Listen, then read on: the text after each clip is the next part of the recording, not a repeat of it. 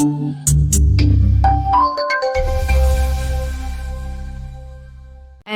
what is weathering?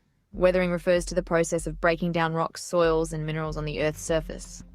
It is caused by various factors, such as exposure to air, water, temperature changes, and biological activity. Weathering can be categorized into two types: physical weathering and chemical weathering. Mechanical weathering involves the physical breakdown of rocks into smaller fragments without changing their chemical composition. Chemical weathering, on the other hand, involves the alteration of rocks and minerals through chemical reactions, leading to their decomposition and the formation of new substances. Weathering plays a crucial role in shaping the Earth's landscape over long periods of time. It is an important part of the rock cycle and contributes to the formation of soils. Weathering is the process by which rock breaks down as a result of physical, chemical, and biological stresses. Temperature and moisture, or climate, both affect rocks. When rocks disintegrate, more surface area is exposed, making them more susceptible to further physical, chemical, and biological weathering. Minerals that were once bound in the rock structure are released during weathering. The level of weathering that occurs is determined by the interaction of temperature and rainfall on physical weathering and chemical weathering processes.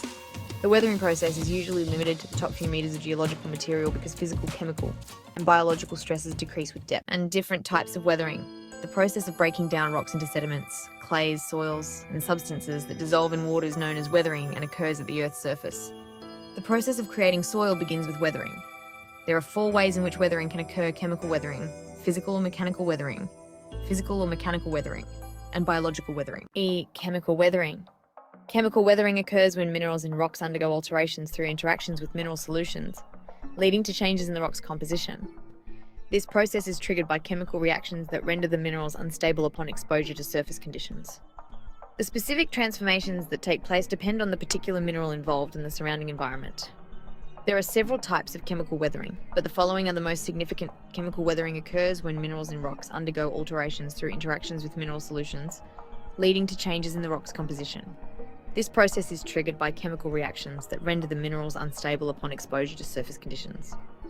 The specific transformations that take place depend on the particular mineral involved in the surrounding environment.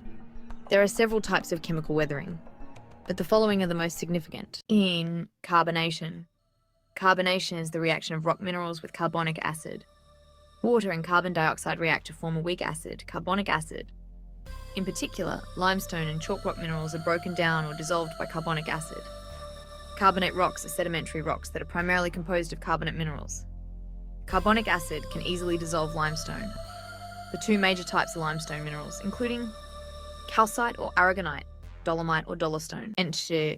The breakdown of rock by acidic water to produce clay and soluble salts is known as hydrolysis. For example, sodium minerals combine with water to form a saltwater solution in many rocks. This type of chemical reaction occurs frequently in igneous rocks. Oxidation. Oxidation is a type of chemical weathering. Rusting is another name for oxidation. It is the process by which rock minerals lose one or more ions or atoms when oxygen is present. It occurs when free oxygen ions combine with iron and magnesium-rich minerals to form new minerals such as hematite and limonite.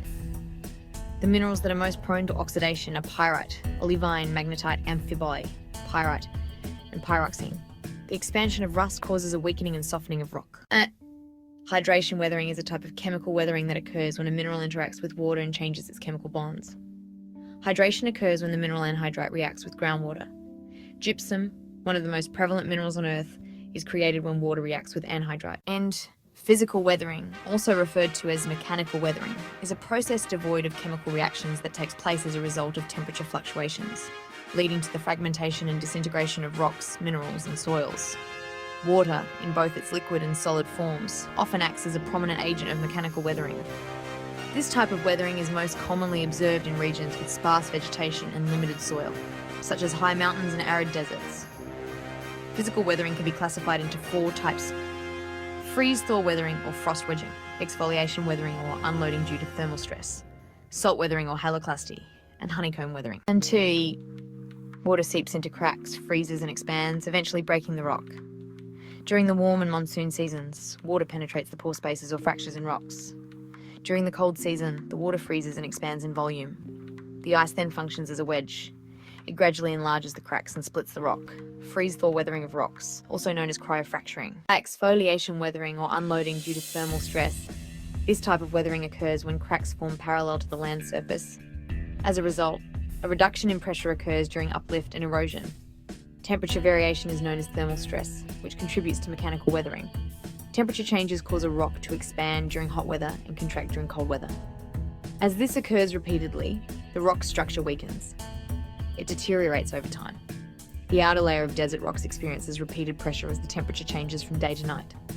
Thermal stress is especially damaging in rocky desert landscapes. And salt weathering or haloclasty. Salt weathering is a geomorphic process that causes the physical breakdown of rocks or stones as well as surface cracking. Haloclasty is the salt-induced weathering of rock. Salt water can get into rock cracks and pores. When salt water evaporates, salt crystals are left behind in the rock. As the crystals grow, they exert pressure on the rock, gradually breaking it apart. Haloclasty is not restricted to coastal environments. The honeycomb stones in seawalls are an example of salt weathering. Honeycomb weathering. Honeycomb weathering is a common surface phenomenon that affects numerous different types of rocks in many different environments. Honeycomb weathering forms large networks of small cavities on rock surfaces. These patterns begin as a series of shallow depressions, but as they progress, they form deep chambers separated by thin septa of unweathered rock. Honeycomb weathering is linked to haloclasty. Honeycomb weathering is common along coastlines, where sea sprays force rocks to interact with salts on a regular basis. Biological weathering refers to the process in which rocks are weakened and disintegrated by living organisms, such as plants, animals, and microbes.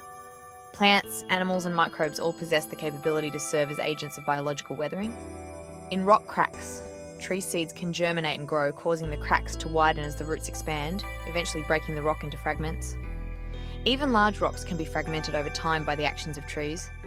Even the tiniest organisms, such as bacteria, algae, and lichens, release chemicals that aid in the breakdown of the rock they inhabit as they extract necessary nutrients. Numerous small animals burrow into rocks for protection, either by abrasively removing grains or by secreting acid to dissolve the rock. Here are some key differences between the mechanical and chemical weathering of rocks. Mechanical weathering occurs when rocks disintegrate without changing their chemical composition. Chemical weathering occurs when the minerals in the rocks dissolve, causing a change in the chemical composition of the rocks. Thus, mechanical weathering has no effect on chemical composition. Thus, the chemical composition changes during chemical weathering. Mechanical weathering occurs in regions of extremely hot and dry climatic conditions, where the temperature varies during the day and night. Chemical weathering occurs in hot and humid climates. The primary driving forces behind mechanical weathering are temperature, winds, moisture, and flowing water. The primary agents of chemical weathering are oxidation, solution, carbonation, and hydration. Mechanical weathering affects rocks at great depths. Chemical weathering occurs primarily near the Earth's surface. Frost and salt wedging, unloading and exfoliation, water and wind abrasion, impacts foliation, water and wind abrasion, impacts, and collisions are all examples of mechanical weathering.